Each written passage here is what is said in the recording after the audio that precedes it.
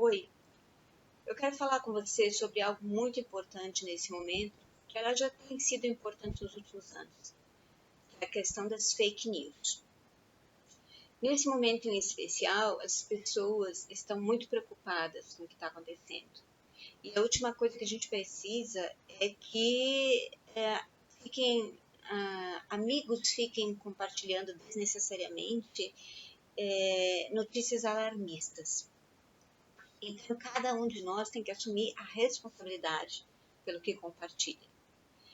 Nesse momento em especial, como em todos os outros, mas agora mais do que nunca, a informação é o nosso alimento.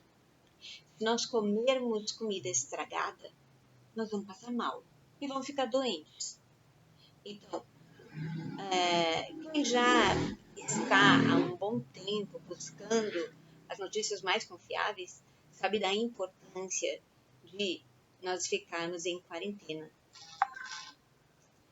Muitos ainda não sabem disso porque não sabem como nem onde encontrar uma informação confiável. Ou ficam confiando em mensagens recebidas por WhatsApp. E é sobre elas principalmente que eu vou falar.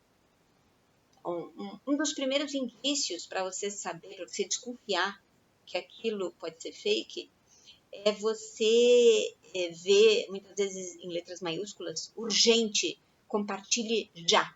Compartilhe com todos os seus contatos. As chances de isso ser uma fake news são grandes. Porque as fake news, que funcionam como uma máquina, né, uma indústria hoje em dia, elas têm o propósito que vocês compartilhem o máximo. Então, se está sendo solicitado que você compartilhe imediatamente, sem ter tempo de pensar, refletir e pesquisar, as chances disso ser falso, disso ser fake, são grandes. Outro indício é que essas mensagens do WhatsApp, elas mexem muito com o seu emocional. Com o seu emocional, justamente porque lhe colocando sob uma forte emoção, a possibilidade de você compartilhar imediatamente aquilo é muito maior. Então, controle-se, você não vai deixar o que vem escrito no aparelhinho retirar a sua paz. Não deixe que roubem a sua paz. Então, você vai ler aquilo e vai pensar sobre aquilo, certo? Esse tipo de mensagem, ela também é colocada de uma forma muito convicta. Às vezes são vídeos, às vezes são áudios, ou às vezes texto escrito. Mas são colocados de uma forma como que assim, quem está dizendo aquilo está extremamente convicto. Estamos na época da pós-verdade e às vezes a convicção acaba substituindo o que é verdadeiro. E nós não podemos mais deixar fazer isso. É de vital importância, é para a nossa vida e para a vida de todos que nós devemos aprender a selecionar as mensagens que nos chegam. Outra característica é que normalmente são mensagens simples, porque como o propósito das fake news é que sejam compartilhadas o máximo possível, elas são simples para que todos possam entender, possam ser atingidos por ela e possam compartilhá-la. Aí a gente vai começar um pouquinho a pensar na teoria jornalística. Quando o jornalista, quando vai entrevistar uma fonte, ele precisa se questionar se aquela fonte é confiável.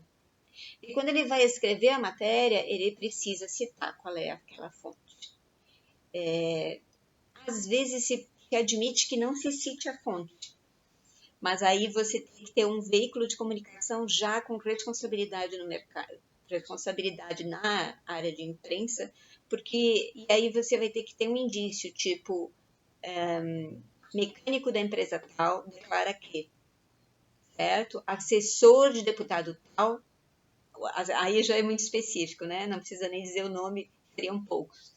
Mas, assim, médico da rede particular.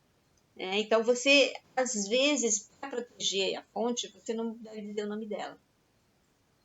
Só que, quando nós estamos falando de mensagens de WhatsApp, como nós estamos num momento em que existe muita coisa falsa sendo compartilhada, é essencial que você tenha o nome daquela pessoa, o nome completo, de forma que você possa ler aquilo ou ver aquele áudio, aquele vídeo e ir lá no Google, isso é muito importante, e colocar o nome daquela pessoa, para saber se ela é mesmo aquilo que está sendo dito que é.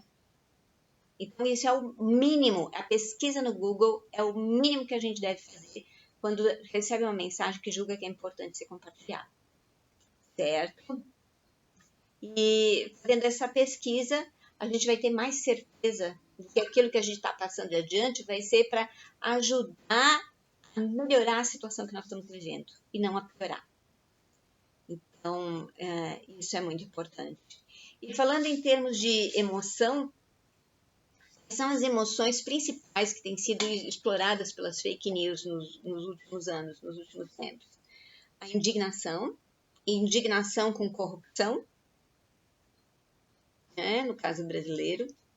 E aí isso criou, essa indignação cresceu de tal forma entre as pessoas que muitas fake news foram compartilhadas como se fossem verdadeiras.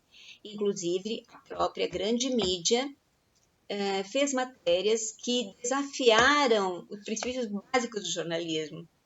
Né? Porque quando eu fui professora de jornalismo durante muitos anos, quando você vai fazer uma matéria, você tem que não só saber qual é a fonte, você tem que saber quais são os interesses daquela fonte, para saber se o que ela está dizendo é confiável. E uma matéria, ela deve ser baseada em algo que realmente aconteceu. O que um delator disse e não foi provado ainda, como é que eu posso confiar nisso? Aliás, isso não foi um deslize apenas da grande mídia, foi um deslize também do nosso judiciário. Confiar no que disseram delatores, mas sem ter provas cabais do que foi dito. Então, a gente tem que tomar muito cuidado nesse momento. Se você mesmo estiver compartilhando algo que acha importante, siga esse procedimento. Cite qual é a fonte. Se é alguma notícia que você viu, coloque o link de onde você leu essa notícia. Uma pequena observação sobre links de noticiosos digitais. Nem todos são confiáveis. Então, a gente vai ter que também tomar cuidado com isso. Mas é importante você colocar o link, que aí a pessoa que receber também vai poder pesquisar e decidir se ela julga que aquele noticioso é confiável ou não.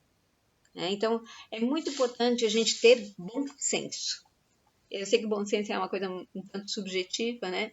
Mas esses indícios que eu coloquei, se o seu emocional estiver sendo muito provocado por algo, as chances de que aquilo esteja tentando lhe explorar emocionalmente, lhe tirar do seu centro, tirar a sua capacidade de raciocínio, são grandes. Então, vamos tomar cuidado com isso, vamos tomar cuidado com o que a gente compartilha, tá certo?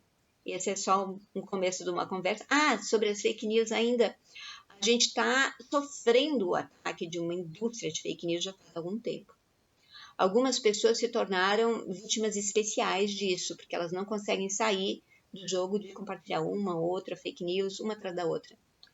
E é importante para quem tiver condições, quem tiver Netflix em casa e ainda não assistiu, que assista o filme Privacidade Hackeada, para ter uma ideia do que é essa indústria de fake news, que já atacou no Brexit e atacou para provocar as eleições de Trump. Então, vamos tomar cuidado, vamos aproveitar esse tempo em casa para se informar bem. Informar bem, pesquisar no Google, ver quem está dizendo o quê, qual é a reputação de cada noticioso, ouvir as pessoas falando nesses noticiosos ou nesses canais do YouTube e ver se elas estão querendo lhe provocar mais pelo lado emocional, se elas estão lhe dando dados para que você mesmo possa raciocinar. Porque se eles não querem lhe ajudar a raciocinar, eu lamento dizer, mas estão querendo lhe enganar. Vamos lá. A gente vai passar por isso. Tudo passa. Um grande abraço a todos.